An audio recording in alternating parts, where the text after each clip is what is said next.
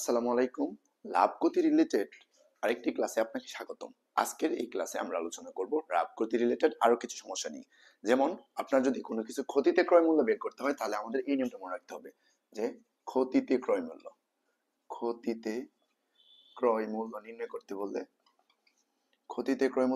বললে আমরা হচ্ছে এই নিয়মটা মনে রাখবো যে কোনো কিছুর বিক্রয় মূল্য গুণ হচ্ছে 100 ভাগ হচ্ছে কি শতকরা ক্ষতির হার, ভাগ হচ্ছে আমাদের শতকরা ক্ষতির হার। ঠিক আছে, যেমন ধরেন এটা হচ্ছে আমাদের মনে রাখতে হবে। ঠিক আছে, বলছে কি কোনো কিছুর ক্ষতিতে ক্রয় মূল্য চাইলে আমরা কি লিখবো, বিক্রয় মূল্য ইন্টু 100 ভাগ হচ্ছে শতকরা ক্ষতির হার। যেমন ধরেন আমরা যদি এই ম্যাটটা দেখি, বলছে একটি কলম 190 টাকায় বিক্রি করায় 5% ক্ষতি হয়, কলমটির ক্রয় মূল্য কত? তাহলে দেখেন 5% ক্ষতি হয়েছে মানে আমরা ধরি কলমটার ক্রয় মূল্য 100%। ঠিক আছে, মানে 100 টাকা বা 100%ই ধরেন আপনি, তাহলে 5% ক্ষতিতে কত টাকা আছে? 95%। তাহলে 95% সমান সমান কত দিয়ে আছে? 190 টাকা। তাহলে 1% কত, 100% কত? নর্মাল থিং দেখেন, তাহলে 95% ইকুয়াল কত? 95% ইকুয়াল দিয়ে আছে কত? 190 টাকা। তাহলে 1% কত হবে? 190 ডিভাইড বাই 95, তাই না? তাহলে আমাদের কত পার্সেন্ট ক্রয় মূল্যটা বের করছে, তাহলে 100% ভ্যালুটা কত? তাহলে 190 গুণ 100 ভাগ হচ্ছে কত? 95। 95 দ্বারা 190 কাটলে 2, তাহলে সুতরাং কত? 2 কে 200 টাকা। সুতরাং দ্রব্যটার ক্রয় মূল্য কত টাকা? 200 টাকা। দেখেন এটা কিন্তু আমরা অনেকভাবে আনসারটা করতে পারি। এটা হচ্ছে আপনার একটা নর্মাল ওয়ে। তারপরে দেখেন আপনি যদি একটু চিন্তা করেন তাহলে অঙ্কটা করাই লাগবে না, বুঝছেন? অঙ্কটা না করে আমরা হচ্ছে এটা আনসার দিতে পারবো কিভাবে। যেমন ধরেন আপনি 100 টাকায় ক্ষতি হয় 5 টাকা, ঠিক আছে, তাহলে কত টাকা আছে?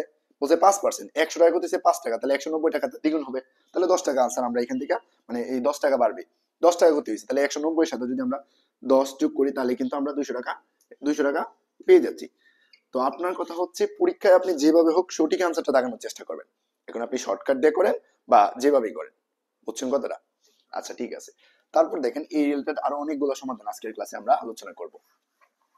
যেমন দেখেন পরবর্তী ম্যাটটা বলছে একটি ঘড়ি 560 টাকায় বিক্রয় করায় 20% কত হলো, ঘড়িটির ক্রয় মূল্য কত? কত টাকা? 560 টাকায় বিক্রি করায় কত ক্ষতি হয়েছে? 20%, তার মানে কত আছে? 80%। তাহলে 80% সমান সমান কত? 560। 80% সমান সমান কত? 560। তাহলে 100% এর ভ্যালুটা কত? আমাদের কি চাইছে? ক্রয় মূল্য চাইছে, তাহলে 100% এর ভ্যালু কত? সেম আপনি ক্ষতিতে ক্রয় মূল্য, তাহলে বিক্রয় মূল্য কত? 560 গুণ করবেন কত? 100 ভাগ কত, কত পার্সেন্ট ক্ষতি হয়েছে? 80% ক্ষতি হয়েছে। তাহলে 8 দ্বারা যদি এটা কাটি তাহলে 8 7 56, 7 কে 700। সুতরাং এইটার ভ্যালুটা আমাদের কত টাকা আসতেছে? 700 টাকা আসছে। কত টাকা? 700 টাকা। বুঝতে পারছেন আশা করি। তার পরবর্তী ম্যাটটাতে যদি আমরা যাই, বলছে একটি ঘড়ি 612 টাকায় বিক্রি করায় 15% ক্ষতি হয়েছে। কত পার্সেন্ট? একটি ঘড়ি 112 টাকা বিক্রি করায় 15% ক্ষতি হয়েছে। আচ্ছা, তাহলে এটা দেখেন 15% ক্ষতি মানে কত পার্সেন্ট আছে? 85%, তাই না? তাহলে 85% সমান সমান কত? 15% যেহেতু ক্ষতি হয়েছে, তাহলে 85% সমান সমান হচ্ছে 85% সমান সমান কত দিয়ে আছে? 612 টাকা। 612 টাকা। তাহলে 1% কত? 100% কত? সেম আমরা এই ফর্মুলা ইউজ করব যে বিক্রয় মূল্য হচ্ছে 612 গুণ কত? 100 ভাগ কত? ক্ষতির হার কত পার্সেন্ট? 85%। ঠিক আছে, ভাগ কত? ক্ষতির হার হচ্ছে আমাদের 85%। আচ্ছা, আমরা যদি এটা কাটাকুটি করি তাহলে এখানে ভ্যালুটা কত আসে? 85টা যদি 85 দ্বারা যদি আমরা 612 কাটি, ঠিক আছে, তাহলে কত আছে? 72। তাহলে 72 100 গুণ করলে কত? 720।